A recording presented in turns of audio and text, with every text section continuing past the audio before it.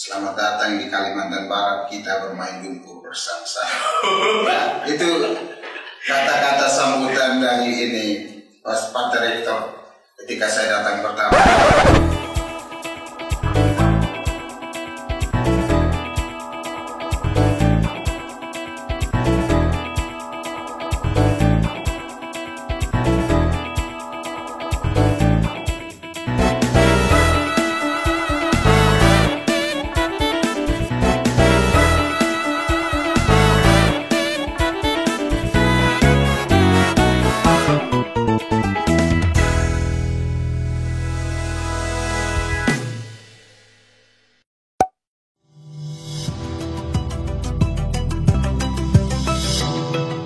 Saudara-saudara yang terkasih dalam Kristus, berjumpa lagi bersama kami dalam konten ngobrol panggilan, iman, dan ilmu. Namun pada kesempatan ini, kita mau mencoba mendengar sharing dari seorang frater. Frater ini dulu pernah top di Kalimantan. Saya kurang tahu persis di mana letaknya di frater ini top. Nah, nanti kita akan dengar sharing-sharing dari frater bagaimana pengalaman dia menjalani top di tanah Kalimantan. Namun sebelumnya saya mau sapa dulu narasumber kita. Halo, Bang Konrad, frater Konrad. Apa kabar, Bang? Kabar baik. Saya ada beberapa hal yang ingin saya tanyakan dari Bang Konrad ini. Menarik sekali bagi saya bahwa Bang Konrad setelah pulang dari top sungguh-sungguh bercahaya. Like an angel. Nah, saya mau menanyakan beberapa hal dari Bang Konrad. Tapi sebelum saya masuk pada pertanyaan-pertanyaan saya, dan mungkin juga ini yang akan ditanyakan para pemirsa kita, saya mempersilakan dulu Bang Konrad untuk memperkenalkan diri. Karena banyak teman-teman kita ini yang belum mengenal Frater Konrad. Baik, nama saya Frater Konradus Tampani. Asal saya dari Pulau Timor, tepatnya di Kabupaten Timor Tengah Selatan, atau biasanya orang sering mengenal dengan Kota Soe. Itu asal saya. Dan saya 1 tahun yang lalu ditugaskan dari seminari untuk menjalani masa tahun orientasi pastoral di Paroki Santo Fransiskus Meliau, Kalimantan Barat, tepatnya di Keuskupan Sanggau. Oh, ternyata frater ditempatkan di Meliau. Di Meliau. Oke, kita sudah mengenal Frater Konrad. Frater Konrad ini sungguh-sungguh orang Soe sejati. Biasa aja tampaknya. Oke, tanpa berlama-lama saya mau bertanya ini, Bang. Pertanyaan pertama. Ketika Bang Konrad sampai ke tanah Kalimantan, kesan apakah yang Bang Konrad alami? Apakah Bang Konrad misalnya bingung, loh ini top yang di luar ekspektasi saya, tempatnya kok begini? Atau mungkin Bang Konrad memiliki kesan, wah ini yang saya tunggu-tunggu, top yang seperti ini. Mungkin Bang Konrad bisa berbicara sedikit? Baik, terima kasih. Berkaitan dengan kesan pertama ketika saya datang di Kalimantan, terutama di Paroki Meliau, saya merasa bahwa memang sebagai orang baru pasti merasakan sesuatu yang berbeda. Terutama saya, latar belakang saya adalah orang Timor, orang Soe. Ketika datang di Kalimantan Barat dan yang bertemu dengan orang-orang Kalimantan, saya merasakan sesuatu yang berbeda, kesan yang berbeda tentang budaya dan bahkan tentang karakter orang dari Kalimantan itu, terutama berkaitan dengan situasi di sana. Tentu saja berbeda dengan situasi di mana tempat saya berasal. Tapi walaupun kesan saya tidak sesuai dengan harapan saya sebelumnya, tetapi saya merasa enjoy untuk melaksanakan. Artinya bahwa saya siap untuk menjalankan masa top di sana. Oh ya, tadi Frater Konrad bilang kesannya itu tidak sesuai dengan ekspektasinya. Kalau saya boleh tahu, apa kira-kira ekspektasi Bang Konrad ketika sampai ke lapangan, ke tanah Kalimantan? Ya, kalau Ya, ekspektasi saya ya, misalnya ketika bertemu dengan orang-orang baru, saya tetap akrab langsung begitu saja. Tetapi ternyata sebagai orang baru yang bertemu dengan budaya yang berbeda, tidak semestinya harus langsung akrab, tetapi harus melalui proses penyesuaian diri dengan orang-orang di setempat. Itu. Oh iya, memang betul. Kalau kemanapun kita berada, memang namanya proses pengenalan itu memang itu merupakan tahap awal. Karena kita memang nggak bisa langsung in dengan orang lain, memang ya. Nah tadi Bang Konrad sudah mengatakan soal tempat berasal, yaitu di Paroki Meliau ya. Paroki Meliau. Untuk paroki ini sendiri Bang, kira-kira Abang bisa beri gambaran nggak mengenai paroki ini? Misalnya ada berapa stasi atau lingkungan, dan gambaran medan yang harus dilalui ketika melakukan turne-turne. Mungkin Bang Konrad bisa menjelaskan. Baik, di paroki ini cukup lumayan bisa dikatakan Paroki Meliau itu adalah paroki yang pertama-tama membutuhkan tenaga pastoral yang sebenarnya harus tambah. Tidak bisa hanya misalnya 2 atau 3. Itu tidak cukup, karena paroki ini memiliki 63 stasi. Wow, 63 stasi Bang ya? 63 stasi, dan belum lagi ditambah dengan kering-kering di sekitar situ. Kering-kering apa? Itu kering di sana orang katakan, kalau kita di sini kering itu artinya lingkungan-lingkungan. Oh, lingkungan. Saya pikir tadi kering itu memang nggak ada kering. Masa Kalimantan kering kan banyak sungai-sungai. Bukan seperti itu. Di sana orang lebih bagus menyebut lingkungan. Oh, lingkungan ya Bang ya. Jadi itu kita kembali ke tadi itu, bahwa medan pastoral di sana tidak segampang ya, karena terdiri dari 63 stasi, tetapi stasi-stasi ini jauh. Tempatnya untuk menjangkau stasi-stasi ini cukup jauh, karena pertama-tama kita harus menyeberang sungai, dan menyeberang sungai juga kita harus naik di atas perahu, ya, perahu yang kecil itu, lalu menyeberang dengan motor yang menurut saya itu kesan saya pertama itu, saya sebagai orang muda ketika datang di sana, saya juga bertanya apakah nanti saya bisa menyelesaikan proses pendidikan saya di Paroki Meliau. Iya Bang ya. Soal stasi Bang, itu memang saya pun rasa pasti berat untuk melayani 63 stasi itu Bang ya. Karena di tempat saya juga, yang di paroki saya, di tempat saya terus sebut dulu, paroki saya memiliki 53 stasi. Nah, dan itu ada saja stasi-stasi yang hanya bisa merayakan misa dengan pastor itu kadang sekali setahun, begitu. Apakah hal ini juga dialami di paroki Abang? Pasti, saya rasa pasti ya, pasti mengalami ini. Memang ya, seperti itu, memang itu jelas ya, kalau 63 stasi. Ya, kalau misalnya 63 stasi dengan jumlah pelayan pastoral, para pastor yang melayani di situ itu hanya 3 orang atau 2 orang. Dan di paroki yang saya top ini, Paroki Meliau ini, hanya 2 orang tambah 1 frater, yaitu saya. Jadi kami hanya bertiga saja di tempat itu, di paroki itu.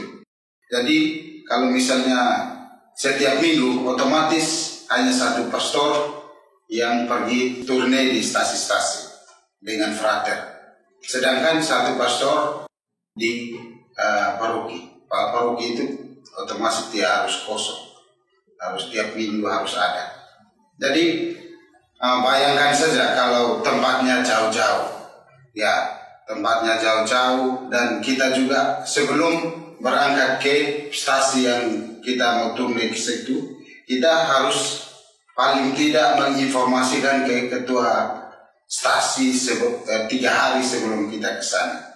Jadi tidak bisa mendadak begitu. Jadi berkaitan dengan itu, bahkan ada stasi-stasi yang bahkan tanda salib juga belum belum tahu, bahkan terima komuni juga mereka belum tahu tentang itu. Itu tanda salib bagaimana, Bang? Tanda salib dibilang ada jinnya kan? Tidak. Oh, tidak ya. Saya pikir tanda salib dibilang begitu. Tidak, kan mereka belum tahu maknanya Bang, salib itu makna. Tapi kalau misalnya mereka buat tanda salib, tahu kan, Bang? Mereka tahu. Mereka bahkan tidak mengerti itu makna itu apa. Seperti itu. Berikutnya, Bang. Kan kita baru dengar Abang bercerita tentang medan yang dialami di paroki Abang itu. Tentu bahwa ada kesulitan tersendiri kan, Bang, yang Abang alami selama pastoral. Apakah medan-medan itu menjadi kesulitan utama yang Abang alami selama masa pastoral, atau adakah kesulitan yang lebih besar daripada itu? Baik, menurut saya medan itu memang apa ya? Saya memang awal-awalnya merasa bahwa kesulitan saya itu pertama-tama itu ya menjangkau stasi-stasi. Karena kalau medan ini kita harus melewati banyak jalan yang memang parah. Maka kan kalau kita bawa motor lewat jalan-jalan itu hanya jalan kecil saja. Dan kalau misalnya kita yang belum terbiasa bawa motor di tempat-tempat itu ya, istilahnya ketika saya datang pertama itu pastor rektor dari distrik Kalimantan Barat, dia bilang selamat datang di Kalimantan Barat, kita bermain lumpur bersama-sama. Nah, itu kata-kata sambutan dari ini Pak Rektor ketika saya datang pertama. Selamat datang di Kalimantan Barat dan selamat bergabung, kita bermain lumpur bersama-sama. Karena dan memang Medan itu memang orang baru. Kalau misalnya orang baru yang tugas di situ, tentu saja pasti merasa shock. Apalagi kalau misalnya belum tahu bawa motor, itu pasti sulit untuk menjangkau stasi-stasi yang cukup jauh. Oh, jadi standarnya setidaknya kita tahu bawa motor lah, Bang, ya? Tahu bawa motor, ya. Tahu bawa motor, misalnya motor kopling begitu, itu biar lumpur kita tetap gas, soalnya tancap.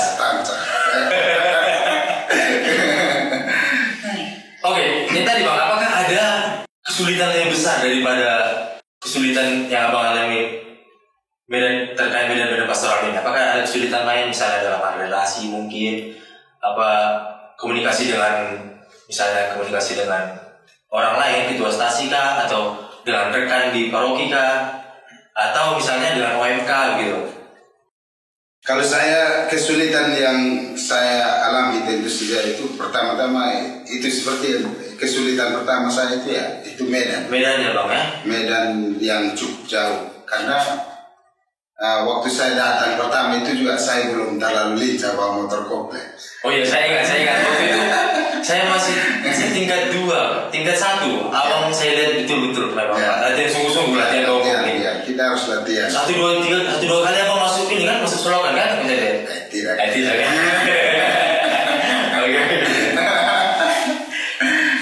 Oke, berarti tidak ada kesulitan yang lebih besar daripada medannya selama Abang merasa. Kalau berkaitan dengan relasi dengan orang-orang Kalimantan, bahkan saya sangat merasa selama saya top 1 tahun di Meliau, bahkan saya sangat dekat dengan orang-orang Kalimantan ya. Karena walaupun awal-awal kita datang pertama, kesan pertama itu ya kita seperti terasing. Tetapi ketika sudah masuk dan mereka sudah mengenal kita itu, orang Kalimantan ini terutama di paroki Meliau itu mereka menganggap sebagai orang Kalimantan sendiri dan bahkan bisa mereka katakan sebagai keluarga sendiri. Itu yang saya rasakan dengan ketika saya menjalani pastoral di sana. Dari kata-kata Bang Konrad ini, tampaknya memang Bang Konrad itu relasinya baik sekali ya dengan umat-umat di sana. Kalau boleh tahu, apakah ada tips supaya kita itu dalam relasi itu betul-betul menjadi relasi yang sehat, Pak? Relasi yang sehat, ya itu memang tips saya ya, untuk saya secara pribadi. Kalau menjalani masa pastoral atau karya pastoral, pertama-tama ya kita datang untuk umat itu ya. Pertama-tama ya ketika diutus dari seminari atau diutus oleh gereja untuk melayani, pertama-tama kita datang untuk umat dan bukan untuk pribadi.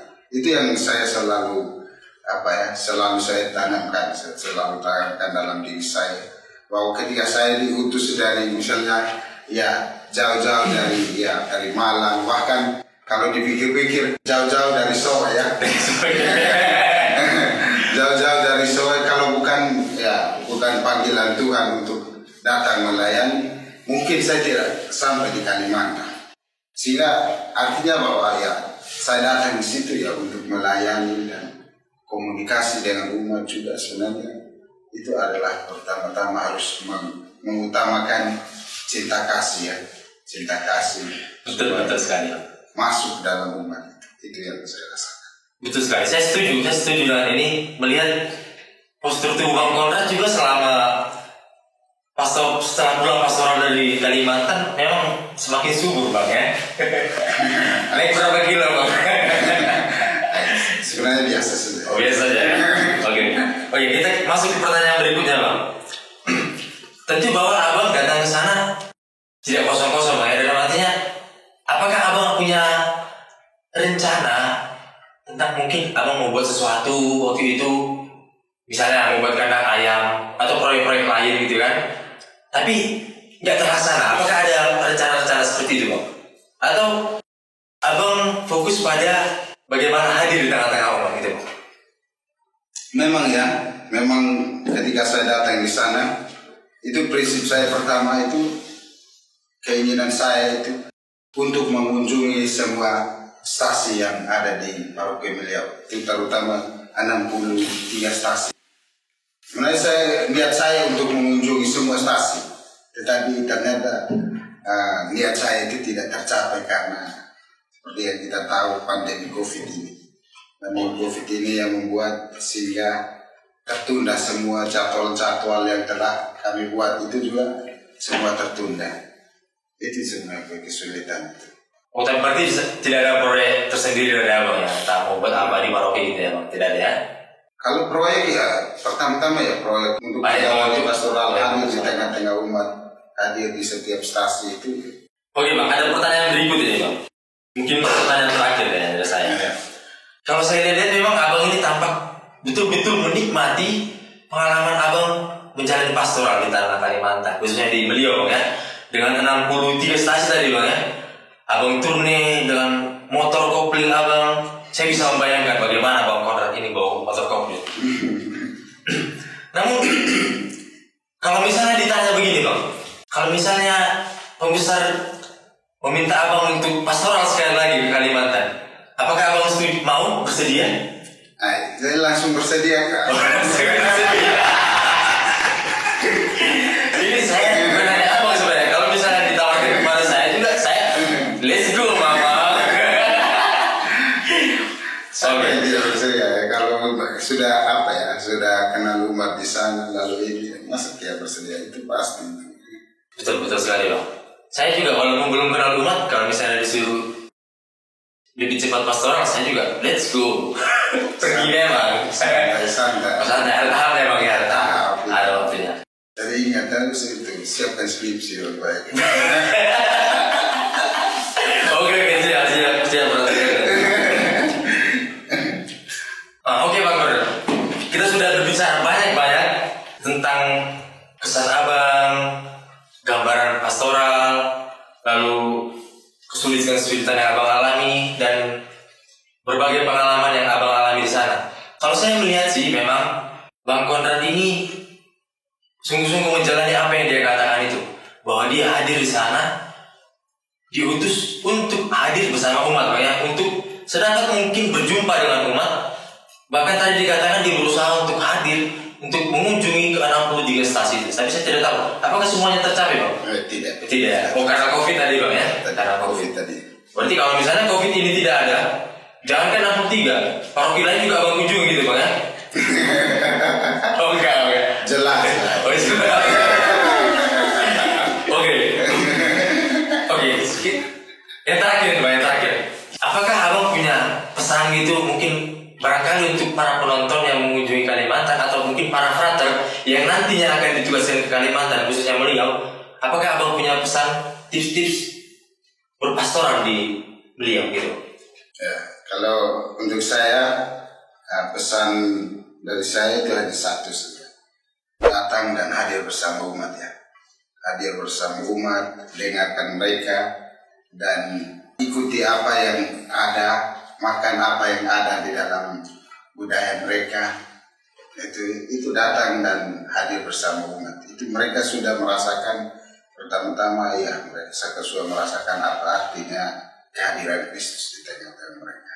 Oke, terima kasih Bang Konrad, serinya sangat-sangat luar biasa pada kesempatan ini.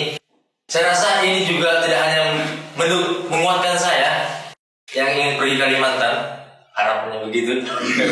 Tapi mungkin juga teman-teman yang mendengarkan seri ini penasaran bagaimana sih tempatnya Bang Konrad itu ya. Tampaknya kita sudahi dulu Bang percakapan kita ini.